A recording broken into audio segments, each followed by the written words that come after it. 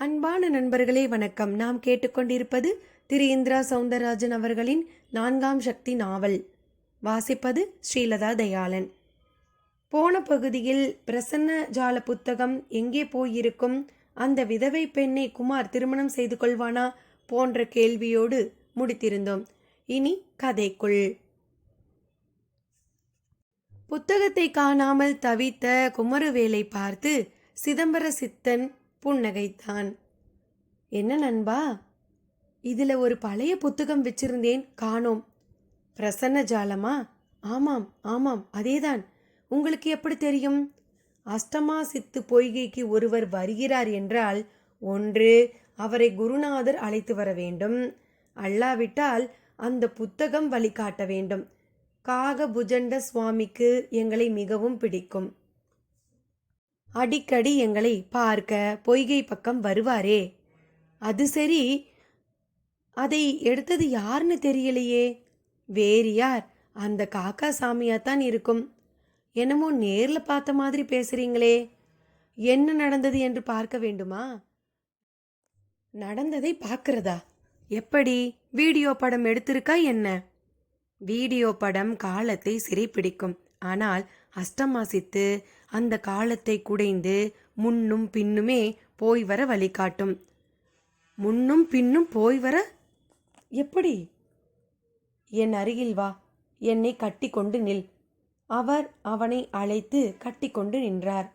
இன்று சப்தமி திதியில் 12:30 நாழிகை கழிந்த நிலையில் கால ஓட்டத்துடன் சென்றபடி இருக்கும் நாம் கால ஓட்டத்தின் வேகத்தைப் போல பல மடங்கு வேகத்தில் இப்பொழுது பின்னால் செல்ல போகிறோம். அதாவது கிட்டத்தட்ட ஒரு சில நாழிகை நேரங்கள் பின்னால் செல்ல போகிறோம். அதாவது சப்தமி திதியில் 11வது நாழிகைக்கும் 11:30 நாழிகைக்கும் இடைப்பட்ட நேரத்தில். அப்பொழுதுதான் நீ இந்த ஏரிக்கு வந்து கரையில் இந்த பேக்கை ஒளித்து வைத்திருக்க வேண்டும், சரிதானே? ஆமாம், நீங்க நாளிகைன்னு சொல்றீங்க, நான் அதை 1 மணி நேரம் பின்னாலேன்னு சொல்லுவேன். சரி, அந்த நேரத்திற்கு செல்வோமா? கழிஞ்ச நேரத்துக்குள்ள செல்றதா? ஏன் முடியாதா? சென்ற பிறகு சொல். கேட்ட மறுவினாடி அவரை கட்டிக்கொண்டு நிற்கும் அவனுக்கு பரபரவென்று இருந்தது.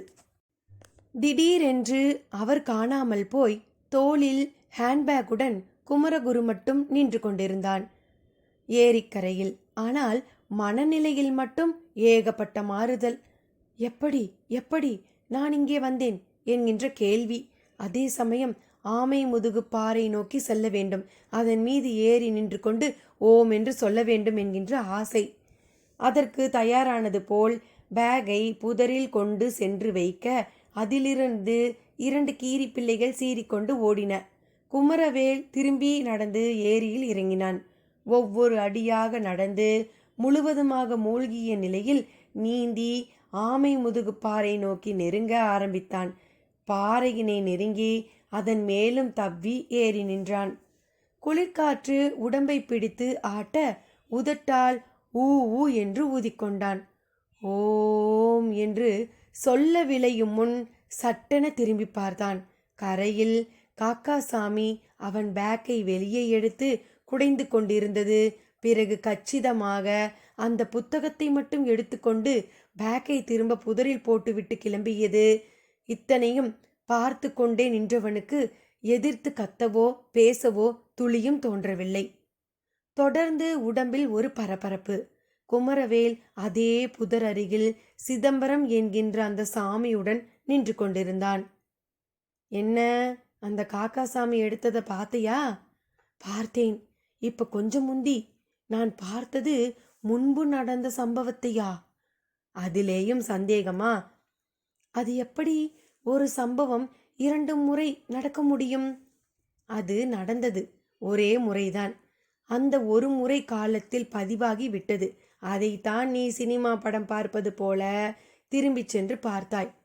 காலத்தில் திரும்பி செல்வது என்பது எப்படி சாத்தியம்? போய்விட்டு வந்து கேள்வி கேட்டால் எப்படி நண்பா? குழப்பறீங்க. இப்படி பின்னேயும் முன்னையும் போக முடியும்னு நான் எம் அம்மா வயிற்றுக்குள்ளே பிறக்கிறதுக்கு முந்தி எங்கே இருந்தேன், எப்படி இருந்தேன்னெல்லாம் தெரிஞ்சுக்க முயற்சிப்பேனே. தாராளமாக முயற்சி செய். எவ்வளவு ஆண்டுக்கு பின்னோக்கி வேக பயணம் செய்ய முடியுமோ செய். காலத்தை நேரத்தை புரிந்து கொள். காலத்தோடு பயணம் செய்தாதான் முடியும். அதை எதிர்த்து முன்னும் பின்னும் எப்படி போக முடியும்? நல்ல கேள்விதான். இப்படி கேட்டதால் தான் நான் விடையை கண்டுபிடித்து சுலபமாக முன்னும் பின்னும் பயணிக்கிறேன். நீயும் கேள், விடை கிடைக்கும். விடையெல்லாம் கிடைக்காது, குழப்பம்தான் மிஞ்சும். ஒண்ணுமே புரியல. மீறி கேள்வி கேட்டா காலத்துக்கு லாஜிக் கிடையாது. அது இதுன்னு எதையாவது சொல்லி என் வாயை அடைச்சிடுவீங்க. சரி சரி, நேரமாகிறது. உன்னை அரண்மனையில் விட வேண்டுமல்லவா? ஆமாம், பெரிய கலெக்டர் நீங்க. ஆயிரக்கணக்கான ஃபைலுங்களுக்கு கையெழுத்து போடணும் பாரு. என்ன நண்பா, கலெக்டர் தான் கால நேரத்தை பொன்னாக நினைக்க வேண்டுமா? நான் நினைக்க கூடாதா? இல்லை, தெரியாதனமாக தான் கேட்குறேன். அந்த மலை குகையில் அப்படி என்ன வேலை இருக்கு உங்களுக்கு? அதை சொல்வது பெரிதில்லை, ஆனால் உனக்கு தான் புரியாது. உண்மைதான். இவ்வளவு நேரம் எவ்வளவோ பேசினீங்க, எதுவும் தான் புரியலையே. ஆச்சரியம்தான். பிரசன்ன ஜாலம் உன் கைக்கு வந்தும் அதை பயன்படுத்த தெரியாத ஒரு பேதையாகவே நீ இருந்து விட்டாய். நீ சராசரி மனிதனாய் வாழ்ந்து சுகதுக்க கருமங்களை நிறைய கழிக்க வேண்டியிருக்கிறது. அதனால்தான் உன்னதமானதெல்லாம் உனக்கு உன்னதமாய் தெரியவில்லை. அதை ஏதோ மாயாஜாலம் என்றும் முட்டாள்தனம் என்றும் சொல்லி தவிர்த்து விட்டாய். முதல்ல இந்த மாதிரி செயற்கையா தூய தமிழ்ல பேசுறத விடுங்க. எனக்கு எரிச்சலா இருக்கு. சாதாரணமா பேசினா என்ன? சரி, இனி நான் பேசவே இல்லை, போதுமா? அதை செய்யுங்க. ஆமா, இப்ப நாம எங்க போய்கிட்டு இருக்கோம்? கருணாகரவர்மனின் ஜமீன் அரண்மனைக்கு தான். அதுக்கு இப்படி நடந்து போனா எப்போ போய் சேர்றது? அதோ வந்து விட்டதே. அந்த மனிதர் கையை நீட்டி காட்ட எதிரில் ஜமீன் மாளிகையும் தெரிந்தது. அந்த மாளிகையின் பின்புறமுள்ள காட்டுக்குள் நின்று கொண்டிருப்பதே இப்பொழுதுதான் புரிந்தது. என்ன அதிசயம்! 2 நிமிஷம் கூட நடந்த மாதிரி தெரியல. ஆனா அதுக்குள்ள ஜமீன் மாளிகைக்கு வந்து சேர்ந்துட்டோமே, எப்படி? நான் தான் முன்பே சொன்னேனே, ஒரு சித்தன் உடன் இருந்தால் உன் வரையில் நம்ப முடியாததே நடக்கும். நீ சொல்வதையும் யாரும் நம்ப மாட்டார்கள். உண்மைதான்.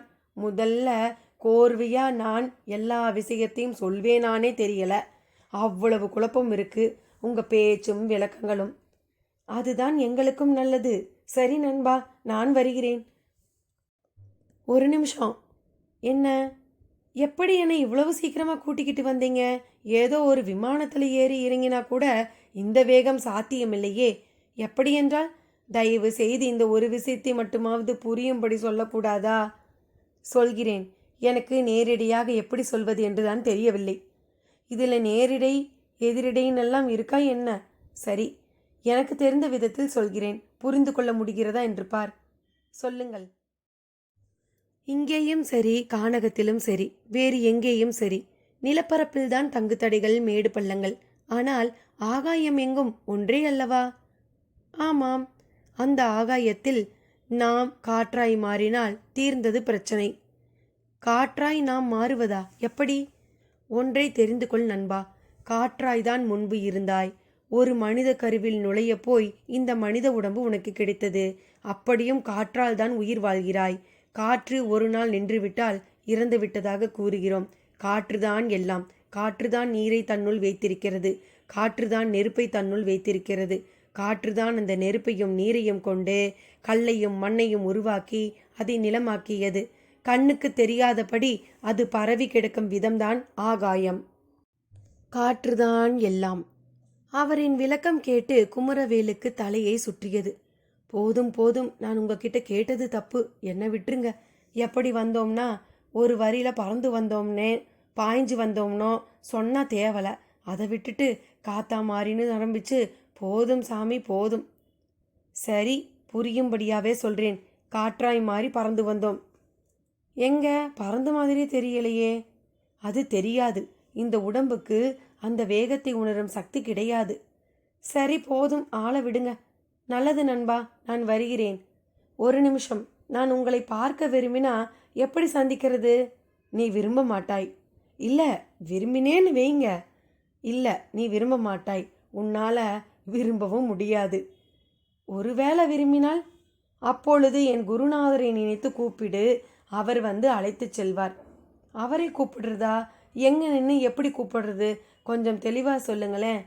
மனசுக்குள்ள நினைத்தால் போதும். அது எப்படி? குமரவேல் தொட்டு தொட்டு கேள்வியாக கேட்க, அது அந்த மனிதரை கோபப்படுத்தி இருக்க வேண்டும். அவரை உற்று பார்த்தார். பார்வையா அது? அவன் மனதை அப்படி ஊடுருவியது. அவனும் அப்படியே ஒடுங்கி போனான். பார்த்து கொண்டே சில வினாடிகள் நின்றான். அப்படியே மெல்ல மயங்கவும் செய்தான். தூங்கு நண்பா, தூங்கு. ஆழ்ந்து தூங்கு. உலகை பற்றிய புதிர்கள் உன்வரையில் புரியாத புதிர்களாகவே இருக்கட்டும். நீ அனுபவித்து முடிக்க வேண்டிய கர்மங்கள் தீரும்போது தன்னால் ஞான ஒளி உன்னுள் தோன்றும். அதன்பின் அது உனக்கு வழிகாட்டும். அப்பொழுது இப்படி கேள்விகள் கேட்டு விடையை பெற வேண்டிய அவசியமே உனக்கு இருக்காது. எல்லா விடைகளும் தானாய் புரியும். வாழ்க்கை புதிர்களுக்கு விடை வெளியே ஒருவர் சொல்லும் பதிலில் இல்லை. அது உன்னுள் ஒளிந்திருக்கிறது. அதுவாய் ஒரு நாள் மௌனமாய் வெளிப்படும். வெளிப்படும் வரை பொறுத்திரு. அவன் தூங்குவதை பார்த்தபடியே தனக்குள்ளான எண்ணங்களோடு விலகி நடந்தார். சில அடிகள்தான். அதன் பின் அப்படியே காற்றில் கரைந்து மறைந்தும் போனார். அத்தியாயம் 10. அஷ்டமா சித்தியின் லகிமா ஆற்றல் பலரிடம் வெளிப்பட்டிருக்கிறது. அதை பார்த்து அவர்களை கடவுளாக கருதி தொழும் ஒரு நிலை பின்னர் உருவானது. கடல் நீர்மேல் இயேசுநாதர் நடந்து காட்டியது லகிமா கைவர பெற்றதால்தான். பார்க்கடல் மேல் பரந்தாமன் பாம்பின் மேல் பள்ளி கொண்டிருப்பதும் லகிமாவால்தான். ஒன்றுக்கு பலவாய் முகம் கொண்ட நாகங்கள் உதான வாயுவை உள்வாங்கி விடும் செயலாற்றலால் தான் கடல் நீரின் மேல் மிதக்கின்றன. நாம் சுவாசிக்கும் காற்றில் உள்ள வாயு கலவையை பிரித்து அறிந்து பின் அதில் உரியதை உள்ளடக்கி விடவேண்டியதை வெளியே விட்டு செய்யப்படும் இந்த செயல் பயிற்சியால் மிக சுலபமாகிவிடும். ஒரு சைக்கிள் ஓட்டுபவர் ஒரே சமயத்தில் பேலன்ஸ் செய்து பெடலை மிதித்து பிரேக்கை பிடித்து வேகத்தை கூட்டியும் குறைத்தும் பலவிதமாய் செயல்படுகிற மாதிரியான ஒரு விஷயமே இது. அதே நபர் சைக்கிளின் ஓட்டம் பிடிபட்டு அதை கற்றுக்கொள்ளும்போது ஒன்றை செய்யும் போது இன்னொன்று பிடிபடாமல் எத்தனை முறை கீழே விழுந்திருப்பார். இந்த வாயு பயிற்சியும் அப்படியே. இதற்கு உரிய குருநாதரிடம் முறையான விதத்தில் பயிற்சி பெற்று யோகங்களை கற்றுக்கொள்வதும் மிக முக்கியம். இனி கதைக்குள். குமரவேல் கண் திறந்து பார்த்தபோது ஜமீனுடைய கெஸ்ட் ஹவுஸில் இருப்பது தெரிந்தது. அருகிலே ஹோல்டான் பேக்கும் இருந்தது. எழுந்து வெளியில் வந்து பார்த்தான். நிசப்தமான சூழ்நிலையில் ஜமீன். தோட்டக்காரன் ஒருவன் களை கொத்தியபடி இருந்தான். குமரவேல் பார்ப்பதை பார்த்தவனாய் களை கொத்தியதை போட்டுவிட்டு அருகில் வந்தான். நான் எப்படி இங்க? இதுதான் நான் கேட்க வேண்டிய கேள்வி. ஆமா, நீங்க மயங்கி விழ இந்த தோட்டம்தான் கிடைச்சதா? நான் மயங்கி விழுந்தேனா? பின்ன தூங்கிட்டு இருந்தீங்களோ? தோட்டக்காரன் ஒரு மாதிரி தொனியில் கேட்டான். குமரவேல் திரு திருவென்று முழித்தான். நல்ல பாம்பும் சாரையும் பின்னிக்கிட்டு திரியற தோட்டம் இது. போகட்டும்னு தூக்கி கட்டடத்துக்குள்ள போட்டேன். எம்புட்டு தான் உசுப்புறது? எந்திரிச்சாதானே? ஃபுல்லா தண்ணி அடிச்சாலே இப்படித்தான். பாரு, கண்ணு முழிச்ச பிறகும் இன்னும் தெரியாதத. அவன் பேசியதிலிருந்து ஒரு விஷயம் புரிந்தது. அவன் உதவி செய்திருக்கிறான். ஆனால் தான் எப்படி இங்கே கிடந்தோம் என்பது மட்டும் துளியும் ஞாபகத்திற்கு வராமல் ஒரு கும்மிருட்டுக்குள் நிற்கிற மாதிரியே இருந்தது. ஆமா, கல்யாணத்துக்கு வந்தீங்களோ? இல்லை. ஆமா. இன்னும் போதை தெரியலையா? இல்லை, போதையெல்லாம் இல்லை. எந்த ஊரு? ஊரு ஊரு சரி சரி, இன்னும் நீ தெரியலேன்னு நான் நல்லா தெரிஞ்சுக்கிட்டேன். அப்படியே பொடி நடையாக புறப்படு. குமரவேலும் அதன் பிறகு பதில் பேசவில்லை. பேசவும் முடியவில்லை. நடக்க ஆரம்பித்தான். ஜமீன் தோட்டம் பெரியதாகத்தான் இருந்தது. பெரிய கிணறு ஒன்று பம்ப் செட் மோட்டார் ஓட்டத்துடன் தண்ணீரை கொட்டியபடி தெரிந்தது. குண்டு மல்லி, கனகாம்பரம் என்று நிறைய பூச்செடிகள். குமரவேலுக்கு முகம் கழுவி கொண்டால் தேவலை என்று தோன்றியது. மெல்ல மோட்டார் தண்ணீரை இறைத்து தள்ளும் தொட்டி அருகே சென்றான். குபு குபு என்கின்ற நீர் பாய்ச்சல், கண்ணாடி உருண்டையாக குமிழிகள். ஹோல்டான் பேக்கை ஒரு முனையில் வைத்துவிட்டு தண்ணீர் ஓட்டத்தில் காலை வைத்து சிலீர் என்கின்ற உணர்விற்கு உள்ளாகி கைகளால் முகத்தில் தண்ணீரை வாரி அடித்து கொண்டான். புதியதாய் ஒரு தெம்பு உடம்பில் பிறண்டு நிமிர்கின்ற மாதிரி இருந்தது. அப்படியே காட்டில் வன இலாக்கா ஜீப்பில் இருந்து இறங்கியது ஞாபகத்தில் கசிந்தது. அதன்பின் யோசிக்கவே முடியவில்லை. தலையை வலித்தது. பேப்பரில் எழுதியதை ரப்பர் வைத்து அழித்தது போல. அதன் பிறகு நடந்ததை நினைவுபடுத்திக் கொள்ளவே முடியவில்லை. துண்டு துண்டாய் ஏரிக்கரை, ஆமை முதுகுப்பாறை, குகை பிரவேசம், கார்த்திகை பெண்கள் இருந்த பொய்கை, அங்கே கருணாகரவர்மனை பார்த்தது எல்லாம் வரிசையாய் மெல்ல நினைவில் படர்ந்தது. கூடவே அதெல்லாம் நிஜமாய் நடந்ததன் அனுபவமா இல்லை உறக்கத்தில் தோன்றிய கனவா என்கின்ற கேள்வியும் சேர்ந்தே எழும்பியது. தலையை சிலுப்பிக்கொண்டு குழப்பமான எண்ணங்களோடு அங்கிருந்து நடக்கப் போனவனை புதிதாய் ஒலிக்கத் தொடங்கிய ஒருவித கொலுசு சத்தம் தடுத்து நிறுத்தியது. திரும்பி பார்த்தான். கிணற்றை நோக்கி ஒரு பெண் வந்து கொண்டிருந்தாள். நடுவில் பூச்செடிகள் பூதாகரமாய் வளர்ந்து குமரவேலை அவள் பார்த்து விடாதபடி மறைத்து கொண்டிருந்தது. பார்க்க மிகுந்த அழகுடன் பளிச்சென்று பட்டுப்புடவையுடன் தெரிந்த அவளை எங்கோ பார்த்தது போல தெரிந்தது. அவளோ மெல்ல நடந்து கிணற்று விளிம்பின் அருகே சென்று நின்றாள். எதற்கு அங்கு நிற்கிறாள் என்று குமரவேல் யோசித்து முடிப்பதற்குள் அவள் கிணற்றுக்குள் வேகமாய் குதித்தே விட்டாள். அடக்கடவுளே, தற்கொலையா? குமரவேல் ஓடினான். சரேல் என்று கிணற்றில் பாய்ந்தான். நல்ல வேளையாக அவள் அதிகம் மூச்சு திணறி மூழ்கும் முன் அவன் கையில் அகப்பட்டாள். வளைத்து கட்டி அப்படியே தூக்கினான். அவன் ஓரமாய் ஒதுங்கி இளைப்பாறினான். அவளோ அவன் பிடியிலிருந்து விடுபடுவதற்காக திணறினாள். சொன்னா கேள். என்ன இது பைத்தியக்காரத்தனம்? நல்ல வேளை நான் பார்த்தேன், இல்லேனா என்ன ஆகியிருக்கும் தெரியுமா என்றபடியே அவளை அப்படியே இழுத்து கொண்டு வளைவான கல்படிகள் வழியாக மேலே வந்து சேர்ந்தான். அவள் அவனை சுட்டு விடுவது போல பார்த்தாள். கோபமா? நீ நிலாங்கர நித்தியமாலினிதானே? நீங்க? நான் கருணாகரவர்மன் கிளாஸ்மேட். அவன் காணாம போயிட்டான். அதனால கல்யாணம் நின்றுடுச்சு. உன் வரையில் இரண்டாவது கல்யாணம் இது. இதுவும் நின்னுட்ட வேதனையில இப்படி ஒரு முடிவு எடுத்தியா? என்னை எப்படி உங்களுக்கு தெரியும்? அதான் கல்யாண பத்திரிக்கையில் உன் போட்டோ போட்டிருக்கே. நல்ல ஞாபக சக்தி தான். ஆனால் என் வேதனையை புரிஞ்சுக்கிற சக்தி தான் யாருக்கும் இல்லை. என்ன வேதனை? கல்யாணம் தடைப்படுறதுங்கிறது ஒரு பெரிய கஷ்டமான விஷயம்தான். அதை நல்லதுக்குன்னு நினச்சி எடுத்துக்கத்தான் தெரியணும். உலகத்தில் ரொம்ப சுலபமான வேலை என்ன தெரியுமா? அவள் சம்பந்தமில்லாமல் புதிய கேள்வி கேட்டது போல தோன்றியது குமரவேலுக்கு. என்ன என்கிற மாதிரி பார்த்தான். இப்படி அட்வைஸ் பண்ணுறது தான் என்றாள் அவள். அவனுக்கும் அது வாஸ்தவம்தான் என்று தோன்றியது. சரி, இப்போ என்ன செய்யலாங்கிற? சாகிறது தான் தீர்வா? உயிரோடு இருந்து அதிர்ஷ்டக்கட்டை ராசி இல்லாதவங்கிற ஏச்சு பேச்சை கேட்டு தினம் செத்து பிழைக்கிறதை விட ஒரே அடியா போயிடுறது நல்லது தானே? அப்படி யார் சொன்னாங்க? என் அப்பா அம்மாவே அப்படி சொல்லிவிட்ட பிறகு நான் என்ன பண்ண முடியும்? அவங்க கோபத்தில் சொல்லியிருக்கலாம். வா போவோம், நானே அவங்க கிட்ட கேட்குறேன். இல்லை, இனி அவங்க முகத்தில் முழிக்கிறது இல்லைங்கிற எண்ணத்தோடு தான் வந்தேன். ஒன்று சாகணும், இல்லை வாழ்ந்து காட்டணும். வாழ்ந்து காட்ட வழி இல்லாதப்ப சாகிறது தானே ஒரே வழி.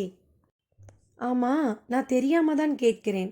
கருணாகரவர்மன் இல்லைனா வேற ஆண்களே உலகத்தில் இல்லையா? 1000 ஆண்கள் இருக்காங்க. ஆனால் என் கல்யாண ராசி தெரிஞ்சா போதும், தலைமறைவாயிடுறாங்க. இன்னைக்கு கூட வெச்ச முகூர்த்தத்தில் எப்படியாவது என் கல்யாணத்தை நடத்த ராஜா நாராயணவர்மா எவ்வளவு முயற்சி செய்தார். இந்த ஜமீனில் வேலை பார்க்குற ஒரு சாதாரண வேலைக்காரன் கூட தாலி கட்ட முன்வரல. ஓ, அதெல்லாம் தான் உன்னை இந்த கிணத்துல நோக்கி தள்ள வச்சிடுச்சா? அவள் மௌனமாக அவனை பார்த்தாள். அவனுக்கு மெல்ல பிரசன்ன விலாச வரிகள் ஞாபகத்தில் வந்தன. மேஷத்தை மேவித் தொட்ட பாலகா, மோட்சகதி உற்றவரின் சிநேகத்தால் அஷ்டசித்தும் அடைந்திடுவாய். தொட்ட நொடி முதலே கிட்ட வரும் சித்து. சித்துக்கு முன்பாக 10க்குள் ஒரு நாளில் திருமண பந்தம் நீ கொள்வாய். வருபவள் ஓர் அரசி. பாடல் வரிகளில் சொல்லப்பட்டது போல இன்னும் 10 நாட்கள் ஆகவில்லை. ஆனால் அதற்குள் ஒரு பெண் எதிரில் வந்து நின்று வாழ்க்கை தருவார் இல்லை என்று அழுகிறாள் என்றால், இவளுக்கு வாழ்க்கை தருவதன் மூலம் அந்த வரிகள் மெய்யாகிவிடுமோ? அவன் நெற்றியை தேய்த்து கொண்டான். அவள் மெல்ல நழுவத் தொடங்கினாள். நில்லு, எங்கே கிளம்பிட்ட? எங்கேயோ போறேன். நீங்க யார் அதை கேட்க? உன்னை கேள்வி கேட்க அப்ப எனக்கு ஒரு உறவு வேணும்னு சொல்றியா? அவள் மெல்ல அதிர்வுடன் அவனை பார்த்தாள். எனக்கு இப்பதான் கால நேரம்னா என்னன்னு புரிய ஆரம்பிச்சிருக்கு. சில மணி நேரம் முந்திதான் ஒரு உபதேசம் கேட்டேன். கால நேரம் எப்படியும் திரும்பும்னு. இப்ப அதை பார்க்கிறேன். என் வரையில நீ ஒரு அரசி. ஆனா அனாதை போல உன்னை உணர்ந்து பேசுற, அலற. ஏதோ ஒன்று உன்னை இப்படி ஆக்கிடுச்சு. உண்மையில உன் அழகு செல்வம் இதுக்கு முன்னால நான் ஒரு தூசு. இருந்தும் உன் நிலையை பார்க்கும்போது நீ என்னை விட தூசா ஆயிட்ட மாதிரி தெரியுது. போகட்டும் விடு. நான் ஒன்று சொன்னா அதிர்ச்சி அடைய மாட்டியே? அவன் கேள்வி முன் அவள் தீர்க்கமான பார்வையை அவனுக்குள் ஊடுருவ விட்டாள். நான் உன்னை கல்யாணம் பண்ணிக்கிறேன். நான் உன்னை காப்பாத்துவேன்னு நம்பினா நீ என் கூட வா. இல்லைனா? அவள் வெறித்தபடியே இருந்தாள். என்ன, ஏதோ ஒரு நிமிஷம் இங்க நடந்த சம்பவங்களால் உந்தப்பட்டு பேசுறதா நினைக்கிறியா? அவள் வெறிப்பு தொடர்ந்தது. ஒரு வகையில அது உண்மைனாலும் வேறு சில காரணங்களும் இருக்கு. இப்படி ஒரு சந்திப்பு பத்தி சூசகமா ஒரு தகவல் எனக்கு முன்னமே வந்தது. அது மட்டும் இல்ல, கருணாகரன் இனி உன்னை கல்யாணம் செய்துக்க வாய்ப்பே இல்லைங்கிறது எனக்கு மட்டும்தான் தெரியும். ஏன்னா அவன் இப்போ குமரவேல் கருணாகரவர்மனை பற்றி சொல்ல வந்து பின் வேண்டாம் என்கின்ற முடிவுக்கு வந்தவனாக, ஐ ஆம் சாரி, நான் தேவையில்லாம ஏதேதோ பேசிக்கிட்டு இருக்கேன். உன்னை கல்யாணம் பண்ணிக்க எனக்கு எந்த ஆட்சேபனையும் இல்லை. எனக்கு இந்த ராசி அதிர்ஷ்டம் இதில் எல்லாம் கொஞ்சமும் நம்பிக்கை கிடையாது. அதனால சொல்றேன்.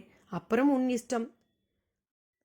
அவன் சொல்லி முடித்தவனாய் கிணற்றில் குதித்ததில் நனைந்து சொட்டிக்கொண்டிருந்த தலையை ஒரு உதறிக்கொண்டான். அவள் பார்த்து கொண்டே இருந்தாள். சரி, இனி உன் இஷ்டம். நான் வரேன். திரும்ப கிணத்துல மட்டும் போய் குதிச்சுடாத என்றபடி அங்கே இருந்து நடந்தான். அவள் நின்று அவனை பார்த்து கொண்டே இருந்தாள். அத்தியாயம் 11. குறிப்பு: எடை மிக அதிகமாய் உள்ள ஒன்று மிதப்பது என்பது சாத்தியமில்லை என்றே முதலில் மனிதன் நினைத்தான். அதன்படி பார்த்தால் எடை அதிகம் உள்ள எதுவும் மிதக்க முடியாது, மூழ்கிவிடும். இது பறப்பதற்கும் பொருந்தும். ஆனால் பின்னர் அவனே பல 1000 டன்னில் கப்பல் செய்து கடலில் மிதக்கவிட்டான். விமானம் செய்து வானிலும் பறக்கவிட்டான். ஒரு பொருள் திடமாயிருப்பதாலேயே மூழ்கிவிடும் என்றில்லை. அது மிதப்பதற்கு ஏதுவான வினைகளை செய்தால் தனது எடையை அது அந்த வினையின் போது இழக்கிறது. இது பறப்பதற்கும் பொருந்தும். என் பேராற்றல் என்னும் அஷ்டமா சித்துவும் அதற்கான வழிமுறைகளை கற்றுத்தருகிறது. உலகின் மிக மேலான ஒரு கல்வி ஒன்று உண்டென்றால் அது அஷ்டமா சித்துதான். இதில் பேராசிரியராய் திகழ்பவன் அந்த பரமன். அவனது தட்சிணாமூர்த்தி கோலம் மௌனமாய் நமக்கு என் பேராற்றலை உபதேசிக்கிறது. பல சித்து புருஷர்களும் இந்த ஆற்றலில் சிறந்து இரவாமல் வாழ்ந்து கொண்டிருக்கின்றனர். இனி கதைக்குள். வாசலிலேயே நின்று பார்த்து கொண்டிருந்தாள் ராஜாத்தி. குமரவேல் ஆட்டோ ஒன்றில் வந்திறங்கவும் பெருமூச்சு விட்டு வரவேற்றாள். என்னம்மா, எனக்காகத்தான் வாசல்லையே நின்றுக்கிட்டு இருந்தீங்களா? ஆமாம்ப்பா, அந்த சிவகாமி வந்திருந்தார். உன் ஃப்ரெண்டு காணாம போய் கல்யாணம் நின்று போயிடுச்சாமே. ஆமாம்மா, நான் வரதுக்குள்ள உனக்கு செய்தி வந்துடுச்சா? எனக்கு பயமா போச்சு. நீ பாட்டுக்கு அவனை தேடிக்கிட்டு காட்டு பக்கம் போயிட்டா என்ன பண்றது? போனேன்மா. ஆனா பட்டென்று நிஜம் நாவில் வந்து விட்டது. அப்படியே அது உள்ளே சுருண்டும் கொண்டது. போனியா? ஐயோ, உனக்கு ஒன்றும் ஆகலையே. அப்படி ஏதாவது ஆகியிருந்தா இப்போ உன் எதிரே வந்திருப்பேனாமா? அதானே. சரி தம்பி, இனி அந்த பேச்சே வேண்டாம். வா, டிஃபன் பண்ணியிருக்கேன், முதல்ல சாப்பிடு, அப்புறமா மற்ற பேச்சு பேசலாம். அவளும் மழுக்கென்று சப்ஜெக்டை மாற்றியவளாய் அவனை சாப்பிட அழைத்தாள். ஆமா, அப்பா எங்க? மார்க்கெட்டுக்கு போயிருக்காரு. அது சரி, இன்னைக்கு நீ டியூட்டிக்கு போகணும்ல? ஆமாம்மா, லீவெல்லாம் நேத்தோட சரி. உன்னை ஒன்று கேட்கணும். அந்த ஜோசிய புத்தகம் எங்கப்பா? நீ எடுத்துக்கிட்டு போயிட்டியா? ராஜாத்தி பேச்சோடு பேச்சாக பிரசன்ன ஜால புத்தகத்திடம் வந்து நின்றாள். ஆமாம்மா, அதே சமயம் அதை கொடுத்தவரே எடுத்துக்கிட்டு போயிட்டாருமா என்றான் படுவேகமாக. அதிர்ச்சியோடு பதிலுக்கு பார்த்தாள் ராஜாத்தி. என்னம்மா, நம்ப முடியலையா? இல்லை தம்பி, நம்புறேன். கொஞ்சம் முந்தி ஒரு பைத்தியக்காரன் வந்து கொடுத்ததை எடுத்துக்கிட்டேன், உன் மகன் வந்தா சொல்லிடுன்னு சம்பந்தம் இல்லாமல் சொல்லிட்டு போனான். எனக்கு அப்போ ஒன்றும் புரியல, ஆனால் இப்போ புரியுது. அப்படியா? ஆமாம்ப்பா. போனது போகட்டும் விடு. அதுதான் புத்தகங்கிற பேரில் இருக்கிற ரிஷியாச்சே. ரிஷிகளுக்கு எது விருப்பமோ அப்படித்தானே நடந்துக்குவாங்க. அங்கதாம்மா எனக்கு ஒரு சின்ன சந்தேகம். என்னய்யா? அதில் வந்த மாதிரி 10 நாளில் எனக்கு ஒரு அரசி பொண்டாட்டியாக வரணும் இல்லையா? அட ஆமாம்ல, நீ கூட சொன்னியே. எங்கம்மா, இதோ இன்னைக்கு 10வது நாள். இன்னைக்கு விட்டா 3 மாசத்துக்கு முகூர்த்தமே இல்லை. விடு, ஜோசியம்னா ஒன்று நடக்கும், ஒன்று நடக்காமல் போகும். அது அப்படித்தான். இல்லைம்மா, அதை நம்பி ஒரு பொண்ணுக்கிட்ட பெரிய மாவீரன் மாதிரி பேசிட்டேன். நான் ஒரு கிறுக்கன்மா. ஒரு பக்கம் இதையெல்லாம் நம்பாம சந்தேகப்பட்டுக்கிட்டே இன்னொரு பக்கம் நம்பி இருக்கேன். என்னை என்னன்னு சொல்றது? அவன் தன்னையே நொந்து கொண்ட போது வாசலில் கார் ஒன்று தேங்கும் அரவம். அவனும் ராஜாத்தியும் திரும்பி பார்த்தனர். காரிலிருந்து காந்தமலை ஜமீன்தாரும் பாளையக்காரருமான நிலா என்கின்ற நித்தியமாலினியின் அப்பாவும் அம்மாவும் இறங்க, கூடவே நிலாவும் அவள் தங்கை சித்ராவும் சேர்ந்து இறங்கினர். பின்னாலேயே இன்னொரு கார், அதிலிருந்தும் தடபுடலாய் சிலர் இறங்கினர். ஒரு ஆச்சரியம் போல அவர்களிடையே குமரவேல் குடும்பத்திற்கு மிகவும் பரிச்சயமான சிவகாமி இருந்தார். இந்த வீடு தாங்க, வாங்க என்று அவர்களை அழைத்து கொண்டு உள்ளே வந்தார். என்ன சார் இது? இவங்கெல்லாம் எதுக்கு என் வீட்டுக்கு? குமரவேல் கேட்டபடியே நிலாவை பார்த்தான். அவள் தலை தாழ்ந்திருந்தது. என்ன தம்பி நீங்க? உன்னை நான் கல்யாணம் பண்ணிக்கிறேன்னு அந்த பொண்ணுக்கிட்ட சொல்லிட்டு வந்துட்டீங்களே, பதிலுக்கு அவங்களும் முறைப்படி வந்து சம்பந்தம் பேசினாதானே மரியாதையா இருக்கும். சம்பந்தமா? ஆமாம், சம்பந்தம் பேசத்தான் வந்திருக்கோம். சிவகாமி, நீங்க நகருங்க, மிச்சத்தை நான் சொல்றேன். நிலாவோட கல்யாணம் நின்று போன நிலையில ரொம்ப மனசுடைஞ்சு போனோம். அப்போ ஒரு பெரியவர் ஒரு புத்தகத்தை கொடுத்து, இந்த பக்கத்தில் உங்களுக்கு விடை இருக்குன்னு கவலைப்படாதீங்கன்னு சொன்னாரு. பிரிச்சு பார்த்தா அது ஒரு பழைய ஜோதிட புத்தகம். எனக்கு இந்த ஜோசியத்துல எல்லாம் நம்பிக்கை இல்லை. ஆனா என் மனைவி நம்பிக்கையோட இதை எப்படி பார்க்கணுமோ அப்படி பார்த்து பலன் தெரிஞ்சுக்கிட்டா. அதன்படி என் மகள் கிட்ட கோபப்பட்டு பேசியிருக்கா. அதுல அப்படித்தான் குறிப்பு வந்துச்சாம். சினம் கொண்டு சீரிடவே மனம் கெட்ட மங்கையும் ஓடுவாள் தனி வழியே. தனி வழி சென்றவள் இனி என் கணவன் இவனென்றே கனிவாய் திறப்பாள் திரும்ப வந்து அப்படின்னு இருந்துச்சான். அந்த பாட்டை கூட பாடி சொன்னான். அதன்படியே கோபப்பட்டு இவ பேச என் பொண்ணும் வருத்தப்பட்டுக்கிட்டு எங்களை விட்டு யாருக்கும் தெரியாம எங்கேயோ போயிட்டா. அப்புறமா கொஞ்ச நேரம் கழிச்சு திரும்ப வந்து உங்களை பற்றி சொன்னான். எங்களுக்கும் புரிஞ்சு போச்சு. ஆனால் நீங்க யாரு, என்ன ஏதுன்னு தெரியாதே. திரும்ப அந்த புத்தகத்திலேயே விடை தேடினோம். உங்க முகவரி வந்தது. தேடிக்கிட்டு வந்தோம். வழியில இதோ இவர்கிட்ட அட்ரஸ் காட்டி வீடு எங்கன்னு கேட்டோம். இவர் நேரா இங்கேயே கூட்டிக்கிட்டு வந்துட்டாரு. இதுதான் சங்கதி. ஜமீன்தார் மூச்சு விடாமல் பேசினார். குமரவேல் ஸ்தம்பித்திருந்தான். அதற்கு மேல் ராஜாத்தியும். என்ன தம்பி, கேவலம் ஒரு ஜோசிய புத்தகத்தை நம்பி ஒரு மாஜி ஜமீன்தார் இவ்வளவு தூரம் வந்திருக்கானேன்னு பார்க்குறீங்களா? அவரே திரும்ப கேட்டார். ஐயையோ, அப்படியெல்லாம் ஒன்றும் இல்லை. அதே சமயம் அது புத்தகம் இல்லைங்க, சாமி. உண்மைதான். ஆனால் சத்தம் போட்டு 4 பேர்கிட்ட சொல்ல முடியாது. சொன்னா சிரிப்பாங்க. ஏன் சொல்லணும்? எதுக்கு சொல்லணும்? சொல்ல வேண்டாம், சொல்லவும் கூடாது. என்ன சொல்றீங்க? புரியல எனக்கு. புரியலையா? பரவாயில்ல, போக போக தானா புரியும். இன்னும் நேரம் வரல, அதுதான். நேரம் வரலையா? ஆமாம். நான் கேள்வி கேட்டப்ப எனக்கு இப்படித்தான் பதில் சொன்னாங்க. நான் இப்ப திருப்பி சொல்றேன், அவ்வளவுதான். என்னவோ சொல்றீங்க. சரி, நாங்க இப்படி வந்ததுல உங்களுக்கு ஆட்சேபனை இல்லையே? குமரவேல் பதிலுக்கு ராஜாத்தியை பார்த்தான். அவள் நிலாவை நெருங்கி திருஷ்டி கழித்தாள். என் மகன் எவ்வளவு பெரிய காரியம் பண்ணியிருக்கான், இதுக்கு எதிரா பேச நாக்கு வருமா என்றாள் அவளும். அப்ப இன்னைக்கு மோதிரம் மாத்தி நிச்சயம் பண்ணிடுவோம். முகூர்த்தம் சித்திக்கும் போது கல்யாணம் வச்சுக்கலாமா? வேண்டாம், இப்பவே இன்னைக்கே கல்யாணத்தை முடியுங்க. இந்த பொண்ணுக்கு இனியும் நல்ல விஷயம் தள்ளி போகக்கூடாது, ராஜாத்தி அழுத்தமாக சொன்னாள். ஆமோதிக்கிற மாதிரி தோட்டத்தில் காக்கை ஒன்றின் கரையும் குரல். குமரவேல் அதை கேட்டு சிலிர்த்து போயிருந்தான். பொய்கை குகையில் கருணாகரவர்மன் பேசியது காதில் எதிரொலித்தது. வாழ்க்கையில் அதன் ஓட்டத்தில் லாஜிக் கிடையாது. அது எப்படி வேண்டுமானாலும் திரும்பும். அதில் எதுவும் நிகழும். நிகழும்போது அதை ஏற்பதை தவிர மனிதர்களுக்கு வேறு வழியும் கிடையாது. அப்படி ஒரு வாழ்க்கையை அதன் போக்கில் போக பிடிக்காமல் தான் வாழ்க்கையை தங்கள் வசப்படுத்த அவர்கள் சித்து யோகம் என்று திசை திரும்பினார்களோ? மெல்ல, மிக மெல்ல குமரவேல் மனதிற்குள் ஒரு ஞான வெளிச்சம் பரவுகிற மாதிரி இருந்தது. ஆனால் அவனையே விழுங்கி விடுவதைப் போல பார்த்து கொண்டிருந்தாள் அந்த ஜமீன் அரசி. என்ன நண்பர்களே, 4ஆம் சக்தி நாவல் காற்றாய் மாறிவிடும் லகிமா உங்களுக்கு பிடித்திருந்ததா?